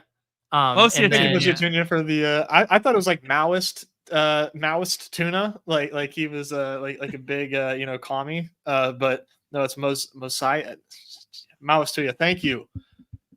How was that? Much appreciate, man. Thank you. Who did those ones go out to, Nez? Shout out our boy Noah Rosen, always in here chopping it up in the comments. Historic always anomalies, those OG goat. Yeah. Did he ask for one yesterday? Shout out Troy Osborne, Mr. Shadow Dog 13, my dog, and then C40. Thank you. C40. Did you guys ever try C40 before? Don't know what that is. Like a pre-workout and energy drink brand and shit. I took it like one time and my whole body went all tingly and shit, and I was like, never C4? Fucking again. Oh yeah, C4, not C40. I was like, is that a Canadian version? Yeah, it's the knockoff version up in Canada. It only comes in maple syrup flavor. Unbelievable. C4, you dork. No, I honestly Did your Clown buddy today? shot you this? Dude, ask anyone else if they've had C40 today. were you guys Jack 3D guys? Oh no. The OG Jack 3D formula that was pulled from the shelves like immediately? No, I mean, Yeah. me neither. I was no. super pump guy. Super pump. Yeah, super pump, fruit punch. When I was the biggest, fastest, and strongest in my life, I was addicted to that shit. I fucking took like 3 scoops a day. Right now? That's not you right now? Oh god, no. Okay. We need to I think we keep pissing, right? Yeah. Yeah, unless you want to do estimate for the correlation and shut it down, but I'm cool to scroll at running back. I think too, if we want to do correlation like Tolbert opposite our Philly and Tampa stuff is pretty compelling. Tolbert's getting a lot of love. I just saw him on the timeline too. Reporter saying he's having a strong day today. Yeah, my boy Dave, Dog Bowl Dave, Dallas Dave, ETR Dave's he's tapped in on the Cowboys, and he really likes Tolbert and believes what they're telling us about Tolbert. He's also fading the Rico FUD. He thinks that that's a bunch of baloney. So no correlation there. He has a lot of Rico, but yeah, all the Rico Bulls are not worried, is what I'm hearing. Yeah. Well, did you see I can't remember who the boots on the ground guy was today. God damn it! What do you guys about same idea? What do you guys think? Grab Shipley to shut it down at running back here. I'd been penciling this one in. Yeah. Yep. I'm good with it. I mean, he won't make it back. He's everybody's new favorite 17th round pick. So yeah, and I figure we're gonna get weird with these two, anyways. Oh, certainly. And did you guys see the Rico comments today that he was like undoubtedly looks the best in pads or blah blah blah? Yeah, I guess By who? I don't know, one of the guys boots on the ground guy. It was like Stephen Jones made that one comment, but then like all the reporters and everything in the beats just say, no, Rico looks the best, by far the best running back here. Give him the ball, yada yada.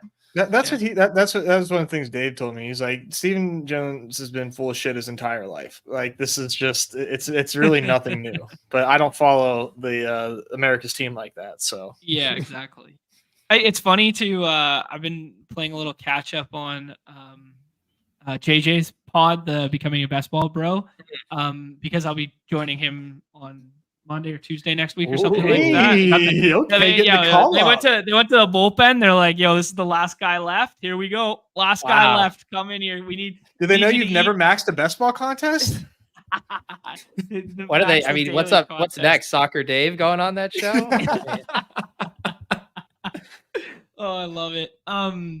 Yeah. Anyways, but they're just talking like listening to it retrospectively, like 3 weeks later or whatever, and they're talking about safe touches at the running back position in terms of roster construction. And one was with Leone, and one was with Mark, and one was with somebody else, and I can't even remember who it was. And they all cited like Rico as like, we know he's gonna have a role. And then this was like, as I'm listening to this, was like literally the day that everyone was shitting on Rico, and he was like falling like a rock. And it was just funny that just like how fast the pendulum swings in our mind based on like one isolated report. And now like today, oh yeah, he scored one in pads, and people say he's looking good, and we're so back. We're all the way back in on Rico now. Like Hayden literally just retweeted a Rico Dowdle touchdown and said first team goal line carry there, which actually is like bullish, right? Because like I would normally assume that's would be easy. Deal. Getting the goal line. The thing I've been using I've been thinking about this stuff because people talk about overreacting to the news, underreacting, and I think there's definitely both, right? The word that's been in my head is you're constantly calibrating, right? Like you should be taking it like tilting a little this way. Oh, then taking this. Okay. So then maybe the Rico stuff is a wash. It's not that he's the best pick in the world. It's not that he's the worst. It's kind of where we valued him. Like that's how I kind of want to process the nose. Like, oh, like it's been really bullish for Jordan Whittington. Like, am I going to start taking him in every single draft at the end? No. But like when I need a stack with Matthew Stafford and I want, my God. The calls, guys, look at this. A Jahar Jordan, a Bo Melton, and a Mason Tipton. Fucking how do we this top place? How do we top this? Oh, there's only we one are the name. Fucking puppet masters. There's only one guys. name. Who is it, John? Hurry. Tajay Washington. No. What? Whittington. Who? Wait, who do you want, Nez? I'm cool with Whittington. What about do you guys ever take Malik Washington? I think he's too small. I just gave you the other Washington to take. All right, I got that in at the last second. I think there. It had to be Whittington because there was not enough Sacrilegious time. talked me into him being the good Washington on Miami. He's on the pup to start. Based on what? Sack? I don't go to Sack for the ball knowing takes. I go to Sack for the Jacquard shit. Sack. if I'm looking for film takes, I love Sacrilegious. Super sharp guy. Sack does the Jacquard tree. That's what I want Sack for. Wow, he's gonna have a chip on his shoulder after you hear you pigeonholing him into trees. I'm kidding. Absolutely. All my sources are gone now. They're asking for my screenshots. Was the Rico a screenshot? The sources are gone, boys. We're citing Sack for ball knowing knowledge. I was going to say that in the 18th round, I would take a flyer on Johnny Wilson. But that would have been I would have We were too in awe of the scroll the F down. I mean, we were scrolling down like it was September 1st on July 31st there. We sure were. That was literally the Leo DiCaprio meme as they were just fucking going off the board. All right, let me recap this for the audio listeners who might have gotten lost in that frenzied finish. I actually like this team. Didn't know if I was going to like it through 6 rounds. We have Jalen Hurts and Tua at quarterback. Got a big value on Tua at pick 147. Got our 5 running backs here: Kyron, Rashad White, Raheem Mostert, Ty Chandler, and Will Shipley. Looks good there. Wide receivers: Tyreek Hill, Mike Evans. Now it starts to get dicey. Jamison Williams, Cortland Sutton. We had to pull up Jalen Polk there. And then I think we kind of landed it. Get some rookie upside here. Troy Franklin, Malachi Corley, a little week 16, week 17 bring back action with Jalen Tolbert. And then our scroll the F down poster boy for today, Jordan Whittington. And then we got 2 good tight ends, Dalton Kincaid, and then a stacked up Dallas Goedert. What do you guys think? I have a name for this. No, John, you can go. No. That was you were starting off way hotter than I was going to start. Are you ready? This is the modified hyper gritty, where instead of doing an anchor wide receiver, we have a dual anchor wide receiver with Tyreek Hill and Mike Evans. So it's a little bit safer. And we're playing musical chairs with that wide receiver 3, because if the flex isn't coming from the running back position on this team, we're very well possibly cooked. But the modified hyper gritty with the dual anchor bimodal wide receiver start there. Did I say enough buzzwords? I can keep going. That never thought we'd see the day, man. That's good. Modified hyper gritty. I'm here for it. Modified hyper gritty. Man. I think I am man enough to admit that Johnny Wilson would have been a better scroll the F down pick for this given roster. But I mean, I like it, man. I don't think it's as crazy as people think it is to like do this deviation stuff. Yeah, does a lot have to break right for you to have a team with Jamison Williams as your wide receiver 3? Absolutely. But I mean, if you mask that with some of this elite tight end scoring and elite quarterback scoring, I don't know. Like, I think when you do it intelligently, like the 2-5-9-2, and give yourself some late rookie shots like that at breakout upside, I don't think it's as bad as some of the data will tell you in the past. Some strong correlation on this. Obviously, we got the quarterback, running back, pass catcher set up for our quarterbacks. Hurts, Shipley, Goddard, Tua, Mostert, Tyreek. We also have the Rashad White and Mike Evans duo. We have the 2 Denver wide receivers. And what's fun, I mean, you guys want to talk about BR streets. Like, what were the goated teammate pairings in BR last year? It was Rashad White and Mike Evans and Raheem Mostert and Tyreek Hill. Like, those were the pairings every week. And then you could do it with naked. You could do it with naked Hurts, or you could do it with Hurts to Goddard as the cheeky stack out of it. This is the BR. This is hyper fragile BR gritty. There we go. Guys, before we roll out, I want to hit on a couple of things here. Our guy, Best Ball Guy, rolling through, giving us a 10 spot there. Thank you so much. Salute to him. Check out his work. He streams a Best Ball Draft every single day on the platform here, YouTube. And Nez joined him. What was that, Nez? Saturday night, Sunday night, something like that? I think Sunday night it was. Sunday night. Yeah, we had a good time. Had a fun draft with him. Always fun to do streams with him. He's a very sharp guy, so definitely check his stuff out if you haven't. Yeah, I think OG Halo gamer. That's his background, I think. Something like that. Yeah. Very, very Halo. cool. Yeah, he was nice. He was nice. And then we got to thank our guy, CPW7 here, dropping in with a 5 sheet saying that we should give out top 10 rankings each room we're in. Pete, you want to give a top 10 on that draft we just did? Or top 5, rather? Top 3? Top 10 out of 12? What is this? Participation trophies? I fucking butchered the hell out of that. Sure. Here, I got your overlays and stuff. I got you. Okay. I'll help you out. Tipton number 1 with FF Dan. Yeah, let's check out FFD, and I got to see this. Does it? Okay, so the Kyler, Brock, Gino, Jacobs, DeAndre, Pollard. Yeah, literally nothing matters. You got Mason Tipton. That's number 1. Let's see here. My guy Pepper Tony. Yeah, let's check out Pepper Tony. Brees, Derrick Henry, Kamara, Brooks, Vidal. I kind of like that's a fun running back room as far as mixing and matching. Adams, Godwin, Watson, Rashid Shaheed, Jacoby Myers, Mike Williams. I actually don't like any of these players. Sorry, Pepper Tony. I tried to give you your flowers. Who's someone else at Fire Blitz? Richardson, Kirk, and Stafford. Bijan, Pacheco, Ramondre, Zamir White. London, Pittman, Palmer, Wicks. 80. There's the AD guy. Jahan, Burton, McCaffrey, Roman, Wilson, George Kittle, Colby Parkinson. I don't know about this one. All these hyper fragile teams. Is it time to go back to 2-7-7-2 6 straight wide receiver builds? I mean, what's going on? Everybody's doing the same thing now. Yeah. Okay. So here's a Watson, Amari. John, you want to give this team first place because it has Watson and Amari on it? Only if it has Joe Mixon too. Does it have the Danny Dimes to Neighbors stack from the other side of the board? Just not quite. What is this? Is this unstacked Danny Dimes here?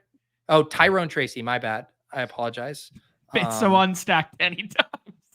What about my guy Star Tours here? Love, May, and McCarthy. Okay, now we finally got a 0 RB room here. Chase Brown, Devin Singletary, Rico, Chubb, McLaughlin, and the Prince, Deneric, AJ Brown, Neighbors. Okay, Star Tours is up there. Zay Flowers, Xavier Worthy, Reed. Yeah, this is a true piss boy. There we go. Here. Well done. There it is. What do you guys think of that flip the board with Neighbors? Did he do a salute to a tribute to wow. Dude, I'm starting to see it because it's like the bet on Neighbors is people are saying it's similar to the one on Harrison. Like, why not just flip the 2 and get like some weird combos? I don't know. And he rarely falls back to that side of the board. I mean, we just talked about how I hate the second round because it's so ambiguous. So like, I like it. Yeah. It's funny. You know what? This is going to sound, so I like the pull up of Neighbors. It's kind of interesting to do it with an AJ Brown fall, because there are lots of like AJ Brown and then maybe someone reaches more for Neighbors in the middle, or that early period where Neighbors was going mid-third. It's almost like you'd rather do it with the guy, like if it is Puka or Garrett Wilson, who are always there. I would have locked in a GM probably. Yeah. There you go.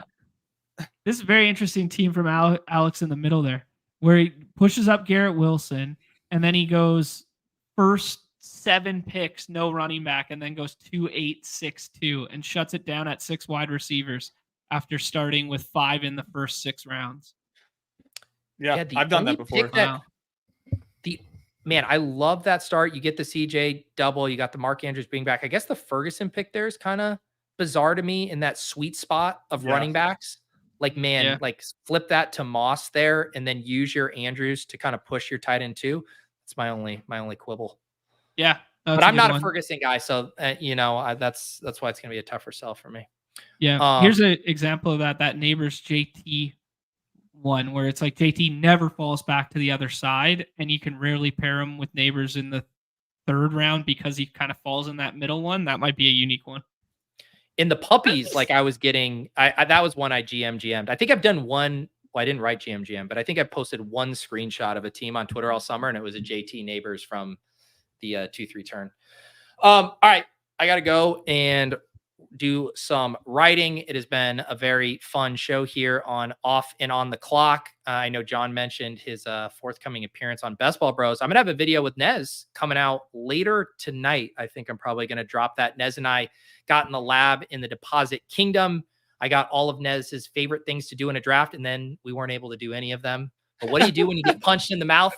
You react, and we built a great team. I'm excited for that because, Pete, you're blowing up on that channel a little bit. You're getting some views, and you're blowing up whenever all of your comments. I went through your comments; they're getting mean, and so that's how you know. That's how you know you're getting exposure because people are like, "What the fuck are you talking about, dude?" So that's how you know you're making it. I had a really funny exchange where I was like dishing it back to someone on there, and then someone goes, he's like, you need to handle these interactions better. He's like, he said something like, I wish I need to go find it, but it was something like, embrace the hate and take it with love or something like that. Like, no, if we're gonna battle in the comments, let's battle in the comments. Like, unreal. But yeah, I'm excited for that. So yeah, thanks for having me on for that one. That was a fun one. I like that team that we drafted. Hopefully it gets the same amount of traction as these other ones. I'm kind of a big pool, so we'll see. What else you guys got going on the channel? You're muted. Sorry, I sneezed. We're coming back tonight. We're coming back in 2 hours-ish to do the best puck stuff. We got DJ Mitchell and Matt Moody joining us from Morning Skate Pod. So we're going to do a little best puck show there. We got to satisfy all the multi-sport triathletes. And what better day to do it than when baseball was primarily in the morning? Love it. All right. Thank you, guys. I'm going to have my usual shows tomorrow. Random time for randomizer. We got Sigmund Bloom. We're doing a noon Eastern edition on that. We'll have lulls at 1:30, ship chasing at 3. So we'll see you guys for those. For Nez, for John, I'm Pete. This has been Off and On the Clock. Good luck in those draft streets.